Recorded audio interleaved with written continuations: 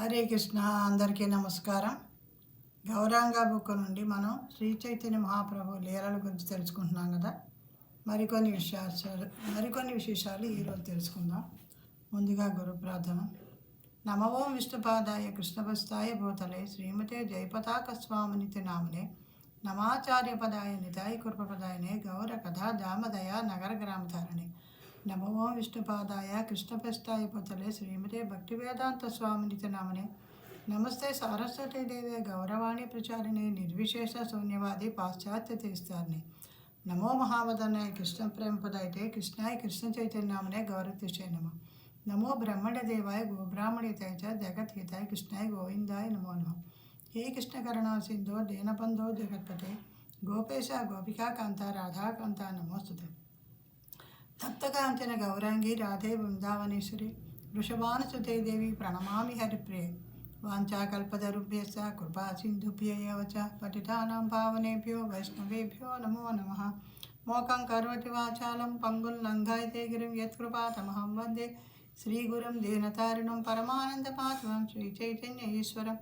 జయ జయ శ్రీ చైతన్య జయ నిత్యానంద జయ అద్వైత చంద్ర జయ గౌరభక్తవృంద. జయ జయ శ్రీ చైతన్య జయ నిత్యానంద జయ అద్వైత చంద్ర జయ గౌరభక్తవృంద. జయ జయ శ్రీ చైతన్య జయ నిత్యానంద జయ అద్వైత చంద్ర జయ గౌరభక్తవృంద. మా శిక్షా గురువులందరికీ పేరు పేరు చొప్పున పాదాబంధనాలు చేసుకుంటూ కథలో ప్రవేశిద్దాం. హరే కృష్ణ. గదాధర పండితుడు పుండరీక విద్యానిధిని కలియుట. పుండరీక విద్యానిధి కృష్ణ భగవానుని యొక్క ప్రియమైన సహచరుడు. కృష్ణుని యొక్క ఏర్పాటు వల్ల తూర్పు బెంగాల్లో ఉన్న చట్టాగ్రామ జిల్లాలో ఆయన ఆవిర్భవించారు. ఆయన యొక్క ఆవిర్భావంతో ఆ ప్రదేశం అంతా ఎంతో పవిత్రతను పొందింది. చైతన్య మహాప్రభు నవద్వీపంలో ఆవిర్భవించారు. పుండరీక విద్యానిధి ఆయనకు కనిపించకపోవడం వల్ల ఆయన పట్ల చాలా విరహభావాలను అనుభవించారు. ఒకరోజు చైతన్య మహాప్రభు ఎంతో ఉత్సాహంగా నాట్యం చేసిన పిమ్మట, ఓ తండ్రి, ఓ పుండరీక, ఓ పుండరీక, ఎప్పుడు నేను నిన్ను మరలా చూడగలను అంటూ రోధిస్తూ పుండరీక విద్యానిధి పట్ల ఎంతో వాత్సల్య భావనను అనుభూతి చెందారు. ఈ లీలను ప్రదర్శించడం ద్వారా తన ఆప్తులకు తనకు పుండరీక విద్యానిధికి గల సంబంధాన్ని వివరించారు. చైతన్య మహాప్రభు కంటి నుండి అశ్రువులు కారుతూ ఉన్నాయి. మరలా మరలా ఆయన పిలుస్తూనే ఉన్నారు. కానీ భక్తులు దానిని అర్థం చేసుకోలేకపోయారు. వారు పుండరీక అనేది కృష్ణుని యొక్క నామం అనుకున్నారు. పుండరీకాక్ష అంటే కమలాల వంటి కన్నులు కలవాడు అని అర్థం. కాబట్టి పుండరీక విద్యానిధి అంటే అనేక మంచి అర్థాలు ఉండే అవకాశం ఉంది. అందువల్లే పుండరీక అంటే భగవంతుని యొక్క అత్యంత ఆప్తమిత్రుడా లేక భగవంతుని నామమా అన్నది ఎవరూ కూడా తెలుసుకోలేకపోయారు. చైతన్య మహాప్రభు స్పృహలోనికి వచ్చిన తర్వాత భక్తులు ఆయనను, ఏ సహచరుడి గురించి మీరు రోధిస్తూ ఉన్నారు? దయచేసి మాకు తెలియజేయండి. ఆయన ఎప్పుడు జన్మించారు? ఆయన ఏమి చేస్తారు? ఆయన గురించి తెలుసుకునే అదృష్టాన్ని మాకు ప్రసాదించండి అని ఆయనను కోరారు. చైతన్య మహాప్రభు మీరు అతని గురించి తెలుసుకుందామని తలచేటప్పటికే అదృష్టవంతుడయ్యారు. అతని వ్యక్తిత్వం మరియు కార్యకలాపాలు చాలా అద్భుతమైనవి. అతని యొక్క నామమైన పుండరీక విద్యానిధి అని విన్నంతనే ప్రపంచం మొత్తం పునీతమవుతుంది. అతని పరమానందకరమైన ఆకృతి ఒక సామాన్య మానవుని వలె ఉంటుంది. ఎవ్వరూ కూడా అతన్ని ఒక శుద్ధ భక్తుడు అని గుర్తుపట్టరు లేదా తెలుసుకోలేరు. అతను గొప్ప పండితుడు మరియు బ్రాహ్మణుడు. అతను మతపరమైన నియమాలను చాలా చక్కగా పాటిస్తాడు. ఆయన కృష్ణ ప్రేమ అనే సముద్రంలో ఓలలాడుతూ ఉంటాడు అంటూ పుండరీక విద్యానిధిని గురించి కొనియాడారు. అతని దేహం పారవశ్య గుర్తులైన రోధించడం, వణకటం, మూర్ఛపోవడం వంటి లక్షణాలన్నీ ప్రదర్శిస్తుంది. అందరి వలె అతను తనను తాను పాపాల నుండి ప్రక్షాళన గావించుట కొరకు గంగ వద్దకు వెళ్ళడు. ఆ నీటిలోనికి కూడా ప్రవేశించడు. కాలితో గంగను తాకను కూడా తాకడు. కానీ ఆమె దర్శనార్థమై ప్రతిరోజు సాయం సమయంలో మేతగా వచ్చిన గోవులు వెనుతిరిగి వెళ్ళిన తర్వాత గంగ వద్దకు వెళ్ళి ఆమె పట్ల తన గౌరవాన్ని ప్రకటించేవాడు. పుండరీక విద్యానిధి ప్రజలు గంగను ఉపయోగించకూడని విధంగా ఉపయోగించడం చూసి తట్టుకోలేకపోయేవారు. గంగానది అంటే ఎంతో పవిత్రమైనది కదా. సాక్షాత్తు దేవాదేవుని పాదాల నుంచి వచ్చింది అది. అక్కడ ఆ గంగ నదీ నీటిలో ఉమ్మివేయుట, సబ్బు ఉపయోగించుట, నోటిని శుభ్రపరచుకుంట, కేశములు శుభ్రపరచుకుంట, మురికి బట్టలు శుభ్రపరచుట వంటివి వాళ్ళందరూ చేస్తుంటే అవి చూసి ఆయన తట్టుకోలేకపోయారట. ఇటువంటి వాటిని మనం గంగా నదిలో చేయకూడదు. ఇది మామూలు ఈదులాడే జలాశయం కాదు. అందువల్ల అతను చుట్టుపక్కల ఎవరూ లేకుండా ఉండే సమయంలో అనగా సాయం సమయంలో వెళ్ళడానికి ఇష్టపడేవాడు. భగవంతుడికి పూజ చేసే ముందు గంగా నీటిని తీసుకుంటాడు. ఈ విధంగా ఆయన పాండిత్యంతో ఉబ్బిపోయిన బ్రాహ్మణులకు గంగ యొక్క గొప్పదనం గురించి గుణపాఠం చెప్పాలనుకున్నాడు. అతను చట్టగ్రామంలో ఉన్నాడు, కానీ త్వరలో నవద్వీపధామానికి రాబోతున్నాడు. అతనికి ఇక్కడ కూడా గృహం ఉంది. మీరెవ్వరూ అతన్ని గుర్తుపట్టలేరు. మొదటి చూపులో మీరు అతన్ని సాధారణ భౌతిక వ్యక్తిగా పరిగణిస్తారు, కానీ నేను అతనిని చూడడం కోసం చాలా ఆతృతతో ఉన్నాను అని వివరించారు. ఈ విధంగా పుండరీక విద్యానిధి గురించి మాట్లాడుతూ చైతన్య మహాప్రభు పారవశ్యంతో కూడిన భావప్రాప్తిలోనికి వెళ్ళిపోయారు. ఆయన ఓ తండ్రి పుండరీక, ఓ తండ్రి పుండరీక అంటూ బిగ్గరగా పిలుస్తూ రోధిస్తూ ఉన్నారు. కేవలము భగవంతుడు మాత్రమే శుద్ధ భక్తుల యొక్క గొప్పతనాన్ని గుర్తించగలరు. కేవలము చైతన్య మహాప్రభు యొక్క కృప ద్వారా మాత్రమే శుద్ధ భక్తుల యొక్క అద్భుతమైన మరియు ప్రత్యేకమైన స్థానాన్ని మనం తెలుసుకోగలుగుతాం. ఎప్పుడైతే ఒక జీవిని దేవాదేవుడు ఆకర్షించాడో తనను తాను నిలవరించుకోవడానికి ఆ జీవికి వేరు మార్గం ఉండదు. అందువల్ల పుండరీక విద్యానిధి నవద్వీపానికి వచ్చేశారు. ఇది ఇక్కడ ఆయన కోసం పుండరీక అంటూ ఇక్కడ ఎలా బలవరిస్తున్నారో ఆయనకి అది ఆగలేక ఇంకా ఆయన ఆ భగవంతుడి పిలుపు విని ఆయన వచ్చేసారనమాట ఇక్కడికి. ఆయన చాలామంది శిష్యులతో కలిసి వచ్చారు, కానీ అతను నవద్వీపంలో తన ఉనికి ఎవరికీ తెలియనివ్వకుండా ఉండిపోయారు.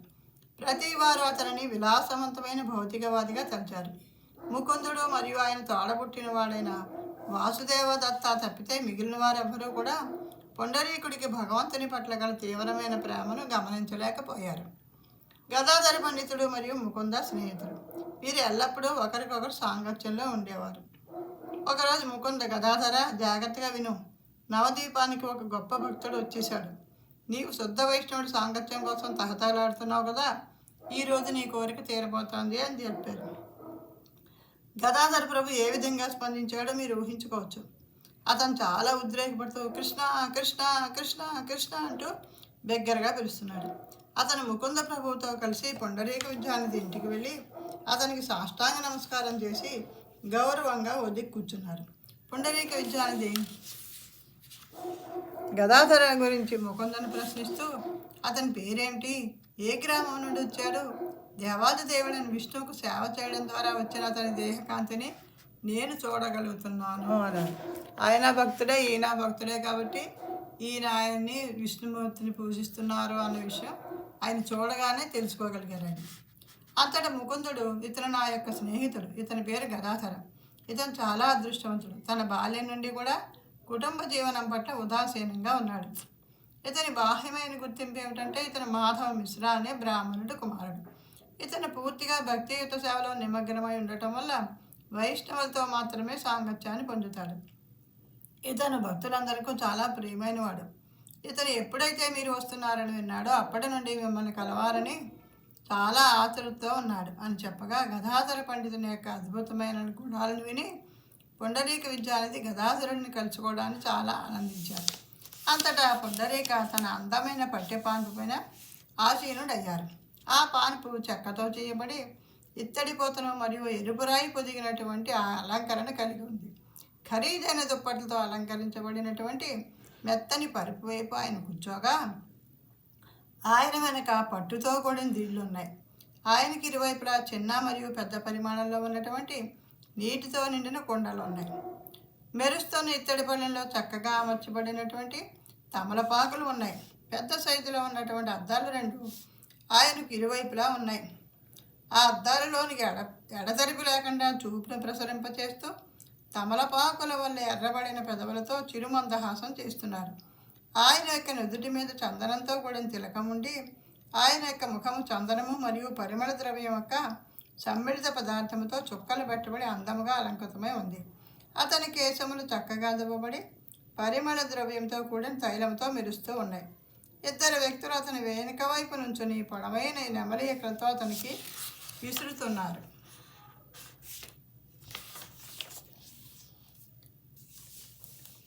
ఆయన శుద్ధ భక్తియుత సేవను చేయడం వల్ల మనమసుడిలా గోచరిస్తూ ఉన్నారు. ఆయన గురించి తెలియని వారు అతన్ని ఒక రాజకుమారుడని అనుకుంటారు. అతడు ప్రతిదీ కూడా ఆయన సులభమైన, సౌఖ్యవంతమైన, ఆనందకరమైన జీవితాన్ని గడుపుతున్నట్లుగా తలపుకు వచ్చేటట్లుగా ఉంది. ఈ విధంగా గదాధర అన్ని విధాలైన భౌతికపరమైన వస్తువులను చూసి సందేహంలో మునిగిపోయాడు. అతను తన చిన్ననాటి నుండి కూడా వైరాగ్య జీవితాన్ని గడిపాడు. కావున పుండరీకుడి గురించి సహజంగానే అతని మదిలో కొన్ని సందేహాలు మెదిలాయి. గదాధర తన మనసులో ఎంతగా విలాసవంతమైన జీవితాన్ని గడుపుతున్నా ఇతను ఏ విధమైన వైష్ణవుడు? ఇతని భక్తిభావాన్ని విని నేను ఇతని పట్ల ఎంతో గౌరవాన్ని పెంచుకున్నాను. కానీ నేను ఇప్పుడు అతను చూసినందువల్ల నాకు కొన్ని సందేహాలు కలుగుతున్నాయి అని ఆలోచిస్తూ ఉన్నాడు. ముకుందుడు గదాధర యొక్క మనసులో ఉన్న ఒత్తిడిని గమనించాడు. పుండరీక విద్యానిధి యొక్క అసలు స్వభావాన్ని నేను బహిర్గతపరిస్తే కృష్ణుని కృప వలన గదాధరుడు ప్రతి విషయము సరిగ్గా చూడగలుగుతాడు. అంతటా అతనికి తెలియందంటూ ఏమీ ఉండదు అని ముకుందుడు ఆలోచన చేశాడు. ఎంతో మధురమైన గొంతుతో ముకుందుడు శ్రీమద్ భాగవతం నుండి ఒక శ్లోకాన్ని పఠించడం ప్రారంభించాడు. ఆయన పోతన రాక్షసి ఏ విధంగా కృష్ణుడి పట్ల చాలా కొద్దిపాటి తల్లి ప్రేమను చూపించిందో గానం చేయడం ప్రారంభించాడు. నేను నిన్ను చంపడం అనేది చాలా తప్పు. నేను నీ తల్లి వలె ఉండాలనుకుంటున్నాను. కానీ ఏమి చేయను? కంసుడు నిన్ను చంపమని ఆదేశించాడు. ఈ విధంగా ఆమె విషాన్ని తన రొమ్ముకు పోసుకొని ఆ విషంతో నిండిన రొమ్మును కృష్ణుడి నోటిలో ఉంచడం ద్వారా కృష్ణుడిని చంపబోయింది. కానీ ఆమె కొద్దిగా మాతృత్వ భావనను వ్యక్తపరచడం వల్ల ఆమె వైకుంఠంలో కృష్ణుడి తల్లి స్థానాన్ని పొందింది. ముకుందుడు ఒక శ్లోకాన్ని కీర్తిస్తూ ఈ విధంగా వివరిస్తున్నాడు. అయ్యో, అతని కంటే దయగలిగిన మరి యొక్క కృపను నేను ఎలా పొందగలను? పోతన రాక్షసికి తన తల్లి స్థానాన్ని ప్రసాదించాడు. కృష్ణ, నీవు చాలా దయగలవాడు. ఆమె నీ పట్ల ఎంతో కొంత ప్రేమను చూపితేనే ఇంతగా కరుణించావు. ఒకవేళ ప్రేమతోనూ భక్తితోనూ నిజమైన సేవ చేయాలనుకునే భక్తుడి పట్ల కృష్ణుడు ఇంకా ఎంతటి కృపను చూపిస్తాడు కదా.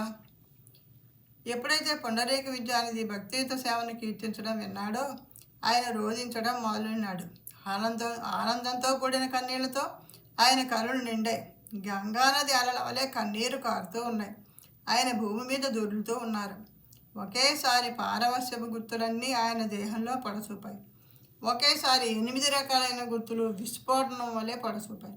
ఆయన రోధిస్తున్నారు, వణికిపోతున్నారు, దొర్లుతున్నారు, ఆరుస్తున్నారు, పరమానందంలో స్పృహ తప్పుతూ ఉన్నారు. మరలా చైతన్యవంతులు అవుతున్నారు. మరలా భక్తియుత సేవను కీర్తిస్తూ మరికొంత చెప్తూ ఉన్నారు. తిరిగి భూమిపై పడిపోతున్నారు. అతని చుట్టుపక్కల ఉన్న ప్రతి వస్తువును కాలుతో తన్నేశారు. భక్తియుత సేవ యొక్క గొప్పతనం వినగా ఆయనలో ఎంతో అలజడి రేగింది.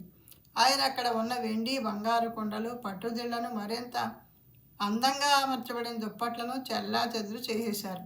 భక్తియుత సేవ గొప్పతనం విన్నందువల్ల ఎంతో ఆతృత చెంది కాలితో తన్నుతూ బంగారు మరియు వెండి పాత్రలను క్రింద పడేశారు. మరియు వివిధ రకాలైన తెరలు, తరగడలు కూడా పాడైపోయాయి. ఆయన నేను భగవంతుని యొక్క అత్యంత కృపామయ అవతారంతో సాంగత్యాన్ని పొందలేకపోతున్నాను అని బిగ్గరగా రోధిస్తూ ఉన్నారు. ఎత్తైన పీట నుండి జారిపడి నేలకు కొట్టుకున్నారు. ప్రతి వారు కూడా ఆయన తన ఎముకలను ఎక్కడ విరగొట్టుకుంటారో అని భయపడ్డారు. ఆయన చాలా తీవ్రంగా వణికిపోతున్నారు. ఆయనను పట్టుకోవడానికి 3 వ్యక్తులు కూడి సరితూగలేకపోయారు. ఆయన కంటికి కనబడుతున్న వస్తువులన్నింటినీ కాలుతో తన్నుతూ ఉన్నారు. ఆయన శిష్యులు ఆయనను నిలవరించలేక నిలబడిపోయారు. ఈ విధంగా ఆయనను పారవశ్యపు భావన ఉప్పెనలో ముంచివేస్తోంది. చివరి వరకు ఈ విధంగానే కొనసాగింది.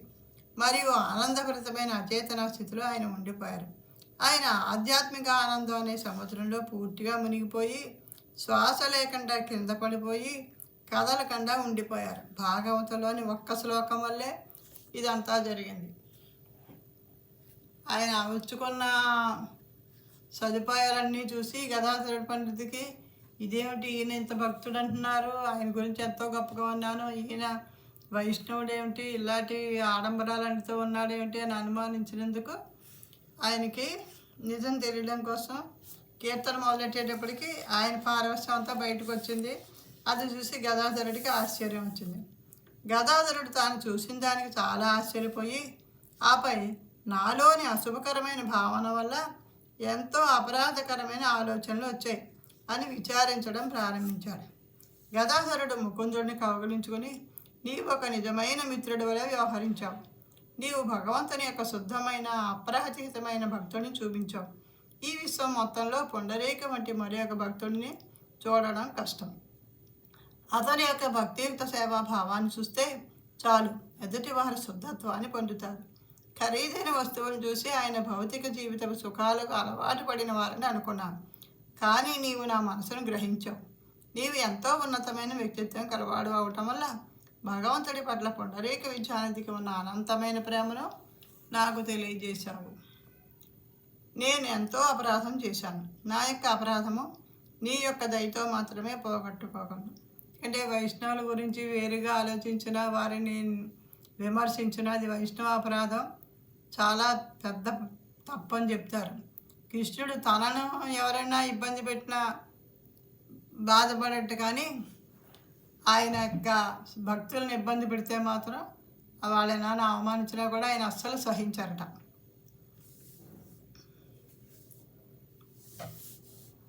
నా యందు దయ ఉంచు, నా హృదయాన్ని పవిత్రీకరించు.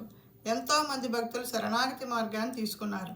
నేను వారిలో ఒక వ్యక్తి దగ్గర ఆశ్రయం పొంది వారి యొక్క సూచనలను పాటించాలి. నాకు అటువంటి ఉపదేశం చేసే వ్యక్తి లేరు. అందువల్ల పుండరీక విద్యానిధి వద్ద ఆశ్రయం పొంది ఆయన యొక్క మార్గదర్శకత్వంలో భక్తియుత సేవ చేయాలని నేను నిర్ణయించుకున్నాను. ఆయన శిష్యరకం చేయడం వలన నేను చేసిన అపరాధాలన్నీ కూడా సమచిపోతాయని నాకు తెలుసు అన్నారు. ఈ విధంగా పుండరీక విద్యానిధి వద్ద శిష్యరికం చేయాలని తన కోరికను ముకుందునికి తెలియజేశారు. పుండరీక విద్యానిధి 6 గంటల పాటు భావప్రాప్తితో కూడిన అపస్మారక స్థితిలో ఉండిపోయారు. ఆయన పారవశంలో పడిపోయిన వారు ఏకంగా 6 గంటల సేపు ఆ భావంలోనే ఉండిపోయారట. కొంతసేపటికి సాధారణ పరిస్థితికి చేరుకొని నిశ్శబ్దంగా కూర్చున్నారు. గదాధరునికి ఆనంద బాష్పంను నిలవరించుకోవడం అసాధ్యమైంది. కన్నీటి ధారలు ఆగకుండా ఆయన ముఖం నుండి జాలువారి ఆయన శరీరం మొత్తాన్ని తడిపివేశాయి. పుండరీక విద్యానిధి యొక్క పారవశ్యంతో కూడిన భక్తిని వీక్షించిన గదాధరుడు ఉప్పొంగిన ఉత్సాహంతో గుండె చేత పట్టుకుని మాట రాక మోగవాడైనాడు. పుండరీక విద్యానిధితో ముకుందుడు, గదాధరునికి మిమ్మల్ని మొదటిసారిగా చూసినప్పుడు కొన్ని సందేహములు కలిగాయి, కానీ ఇప్పుడు మీ వద్ద దీక్ష తీసుకోవాలని సంకల్పించాడు. ఇతను సన్యాసి ఆశ్రమానికి చెందిన సన్యాసి భక్తుడు. ఇతను వయసుకు చిన్నవాడైనప్పటికీ ఆధ్యాత్మిక సాక్షాత్కారం పొందిన వ్యక్తి మరియు గౌరవనీయ కుటుంబం నుండి వచ్చిన వ్యక్తి. ఇతను ఎల్లప్పుడూ కృష్ణభావంలోనే ఉంటాడు. మీ శిష్యుడిగా ఉండటకు తగిన వ్యక్తి. దయచేసి స్వీకరించండి. మీరు అతనికి దిశానిర్దేశం చేయుటకు అర్హత కలిగి ఉన్నారు. అతనికి మీరు ఎప్పుడు దీక్ష ఇస్తారో దయచేసి చెప్పండి అని వేడుకున్నాడు. పుండరీక విద్యానిధి అందుకు అంగీకరించి, ఇతను ఎంతో అమూల్యమైన రత్నం వంటివాడు. ఇటువంటి శిష్యుడను పొందాలంటే ఎన్నో జన్మలు పడుతుంది.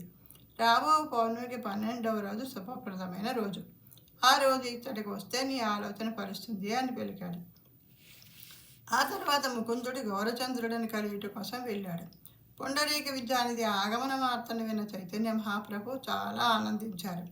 రాత్రి సమయాన ఎవ్వరూ గమనించకుండా పుండరీక విద్యానిధి తన సహచరులందరినీ వదిలి చైతన్య మహాప్రభు ఉండే ప్రదేశానికి చేరుకుని చైతన్య మహాప్రభువుకు సాష్టాంగ నమస్కారాలు అర్పించారు. ఆయన పారవశ్యంతో కూడిన అచేతనావస్థలో మునిగిపోయారు. ఆయన నేలపైనే ఆనందభరితమైన తరంగాలను అనుభూతి చెందారు. ఆయన ఏడుస్తూ, ఓ నా ప్రియమైన కృష్ణ, నీవు నా భగవంతుడు మరియు తండ్రివి. నేను ఒక గొప్ప అపరాధిని. ఈ దుర్మార్గులను నీవు శిక్షించు. ఓ దేవా, ఈ భూమి మీద ఉన్న వారినందరినీ నీవు ముక్తి కావించావు. కేవలము నేను మాత్రమే ఆ అదృష్టాన్ని కోల్పోయిన వాడను. అతని యొక్క శోకమును విని అతడు చేరిన వైష్ణవులందరూ అతను ఒక గొప్ప భక్తుడని తెలుసుకుని వారు కూడా శోక సముద్రంలో మునిగిపోయారు. చైతన్య మహాప్రభువు లేచి పుండరీక విద్యానిధిని కౌగిలించుకుని, నా తండ్రి అయిన ఓ పుండరీక, ఎట్టకేలకు నేను నిన్ను చూడగలుగుతున్నాను అని అన్నారు. అప్పటిదాకా మహాప్రభు అస్మానం పుండరీక అంటూ ఉంటే ఎవరు అని మిగతా భక్తులందరూ అనుకున్నారు కదా. ఇప్పుడు పుండరీకుడు రావడం, ఈయన ఆయన్ని కౌగిలించుకోవడం, ఇదంతా చూసాక ఓహో ఈయన పుండరీక అనే విషయం అర్థమయ్యి వాళ్ళు ఎంతో కూడా ఇంత గొప్ప భక్తుడైనా ఎంతో గొప్ప భక్తుడు కాకపోతే చైతన్య మహాప్రభు ఆయన కోసం అంతలా పలవరించారు కదా. అందుచేత వీళ్ళకు అప్పటికి అర్థమవుతుంది అనమాట. పుండరీక విద్యానిధి వంటి ఎంతో ఉన్నతమైన భక్తుడి సాంగత్యం దొరకటం వల్ల భక్తులు ఆనందభరితులయ్యారు. వారి కన్నులు అశ్రుపూరితాలయ్యారు. ఆ సన్నివేశం చాలా అద్భుతంగా ఉంది. దానిని ఎవరో కూడా వర్ణించలేరు. చైతన్య మహాప్రభు పుండరీక విద్యానిధిని ప్రేమపూర్వకంగా కౌగిలించుకుని తన అశ్రుధారాలతో తడిపేశారు. పుండరీక విద్యానిధి చైతన్య మహాప్రభువుకి ఎంత ప్రియమైన వారో అర్థం చేసుకున్న భక్తులు పుండరీక విద్యానిధి పట్ల అభిమానము, గౌరవము మరియు దగ్గరతనమును చవిచూశారు. మహాప్రభు పుండరీక విద్యానిధిలో దాదాపు ఏకమైనట్లుగా పొదవి పట్టుకున్నారు. వారు చూచుటకు విగ్రహం వలె ఉన్నారు. చైతన్య మహాప్రభు విద్యానిధిని తన కౌగిలిలో బంధించి ఉంచారు. అంతటా మహాప్రభు తన యొక్క పారవశ్యం నుండి బయటపడి హరి యొక్క నామస్మరణ చేయుట ప్రారంభించి, ఈరోజు కృష్ణుడు నా యందు ఎంతో దయ చూపించాడు. అతను నా కోరికలన్నిటినీ పరిపూర్ణం కావించాడు. నా మనసు కోరిన వ్యక్తిని నేను కలుసుకోగలిగాను అన్నారు. వారందరూ కలిసి హరే కృష్ణ కృష్ణ కృష్ణ హరే హరే, హరే రామ రామ రామ హరే హరే అని జపించడం ప్రారంభించారు. అంతటా చైతన్య మహాప్రభు ఇతను పుండరీక విద్యానిధి, ఇతనిని భగవంతుడు భగవత్ ప్రేమను పంచుటకు సృష్టించాడు అని భక్తులతో చెప్పారు. అంతటా భక్తులందరూ కలిసి ఈ విధంగా జపించడం ప్రారంభించారు. హరిహరి ఎంతో అద్భుతమైన కార్యం చోటు చేసుకుంది కనుక ఈరోజు ఎంతో ప్రత్యేకమైన రోజు. నేను నిద్ర నుండి మేలుకొని నా యొక్క నేత్రాలతో భగవంతుని ప్రేమ సముద్రాన్ని చవి చూడగలుగుతున్నాను. నేను పుండరీక విద్యానిధి రూపంలో భగవత్ ప్రేమ యొక్క వ్యక్తిగత రూపాన్ని వేరుగా చూడగలిగాను. పుండరీకుడు ఎంతో పారవశ్యంతో నిండి ఉన్నాడు. ఆయన ఎవరినీ గమనించలేదు. కానీ అకస్మాత్తుగా చైతన్యంలోనికి వచ్చి మహాప్రభువు సాష్టాంగ నమస్కారం అర్పించారు. ఆ తర్వాత ఆయన అద్వైతాచార్యకు, ఆ తర్వాత వైష్ణవులందరికీ సాష్టాంగ నమస్కారాలు అర్పించారు. భక్తులందరూ కూడా ఆనంద పారవశ్య పాలనతో తేడియాడుతూ ఉన్నారు. స్వయంగా పుండరీక విద్యానిధియే భగవత్ ప్రేమాను సముద్రం. అత్యంత పుణ్యాత్ముడు మరియు అదృష్టవంతుడు అయిన వ్యక్తి మాత్రమే ఈ సన్నివేశాన్ని వర్ణించగలడు. ఆ సమయంలో అక్కడ ఉన్న వాళ్ళంతా ఎంత ధన్యులే కదా. గదాధర పండితుడు పుండరీక విద్యానిధి నుండి దీక్షను స్వీకరించుటకు చైతన్య మహాప్రభు అనుమతి కోరాడు. గదాధర, నేను ఈ గొప్ప వ్యక్తి యొక్క బాహ్య ప్రవర్తనను అర్థం చేసుకోలేకపోయాను, కానీ ఇప్పుడు ఆయన యొక్క శిష్యుడిని అవ్వాలని కోరుకుంటున్నాను అని తన కోరికను వెలబొచ్చగా చైతన్య మహాప్రభు సరే త్వరగా కానివ్వండి అని చెప్పారు. కనుక ఆయన ఒక యజ్ఞాన్ని ఏర్పాటు చేయగా పుండరీక విద్యానిధి గదాధర పండితునికి ఇష్టమంత్రాన్ని ప్రసాదించారు. ఈ విధంగా కృష్ణలీలలో ఉన్న వృషభాను చైతన్య లీలలో గదాధరునకు గురువు అయ్యాడు. నిజానికి చైతన్య మహాప్రభు గదాధరునికి ఈ లీల గురించి ఎంతకు ముందే తెలిపి ఉన్నారు. ఒకసారి గదాధర పండితుడు చైతన్య మహాప్రభు వద్దకు వచ్చి, ఎవరో ఒక అనర్హుడైన భక్తులకు నా మంత్రాన్ని ఇచ్చిన సమయం నుండి నా మనసు ఎంతో అల్లాకల్లోలం అవుతోంది, కనుక నేను ఆ మంత్రాన్ని మరలా తీసుకుందామనుకుంటున్నాను, దయచేసి నాకు మంత్రాన్ని ఇవ్వండి అని అడిగారు. అంతటి మహాప్రభు మంచిది, నీ మంత్ర గురువు పుండరీకుడు కనుక నీవు ఏ విధమైన అపరాధం చేయలేదన్నది ఖచ్చితమేనా అని అడిగారు. అప్పుడు నీవు నాకు ఇచ్చినట్లయితే సమస్య ఏమిటి అని గదాధరుడు ప్రశ్నించారు. అంతటి చైతన్య మహాప్రభు, ఎప్పుడైతే మంత్రగురువు ఉన్నారో ఆయన నుండియే మంత్రాన్ని స్వీకరించాలి, నా నుండి కాదు. లేని ఎడల నా యొక్క మరియు నీ యొక్క ఆధ్యాత్మిక జీవితం కూడా ప్రభావితం అవుతాయి, కనుక నేను నీకు ఇవ్వకూడదు. ఇంకొక 10 రోజుల్లో ఆయన నన్ను చూడాలని ఇక్కడికి వస్తాడు. నీవు కూడా అతని అయస్కాంతం వల్లే ఆకర్షిస్తున్నావు. ఆయన వస్తున్నారు కనుక ఆయన నుండియే మంత్రాన్ని స్వీకరించు అని వివరించారు. చైతన్య మహాప్రభు అంతర్యామి మరియు పరమాత్మ అవటం వలన భూత భవిష్యత్ వర్తమాన కాలాలు ఆయనకు పూర్తిగా అవగతం అవుతాయి. కనుక పుండరీకుడు వస్తున్న విషయం ఆయనకు విదితమే. పుండరీకుడు వచ్చి ఓదన షష్ఠి అనగా శీతాకాలం మొదటి రోజున తన ఇష్టమంత్రాన్ని వేరొక అనర్హులకు ఇచ్చిన గదాధరునకు మరలా దీక్ష ఇచ్చారు. దాని అర్థం ఏమిటంటే మనం కూడా ఎంతో జాగ్రత్త వహించి మన మంత్రాలను అనర్హులైన జనులకు ఇవ్వకూడదు. మనం తీసుకున్న మంత్రాన్ని మనం ఎంతో పవిత్రంగా భావించి మనం సరిగ్గా నియమనిష్టలన్నీ పాటిస్తూ జపం చేసుకోవాలి. కానీ అర్హత లేని వాళ్ళకి మనం ఈ మంత్రాన్ని మనమే ఇంకా గురువులా ఇస్తే దానివల్ల ఆ మంత్రం యొక్క పవిత్రత పోతుంది, దానివల్ల మనకి ఉపయోగం ఉండదు. మళ్ళీ మనం అదే గురువు దగ్గర మన మంత్రాన్ని తీసుకోవాల్సి ఉంటుంది. అందుచేత ఇప్పుడు కూడా జాగ్రత్తగా ఉండాలి అని ఇక్కడ మనకి చెప్పడం జరిగింది. ఈరోజు ఇక్కడితో ఆఫ్ చేస్తున్నాను. మరలా కొన్ని విశేషాలతో మరలా ఇంకొక వీడియోతో మీ ముందుకు వస్తాను. ఒకవేళ ఈ వీడియోలో ఏమైనా తప్పులు ఉంటే క్షమించవలసిందిగా కోరుతున్నాను. హరే కృష్ణ కృష్ణ కృష్ణ హరే హరే, హరే రామ రామ రామ హరే హరే. సర్వం శ్రీకృష్ణ అర్పణమస్తు.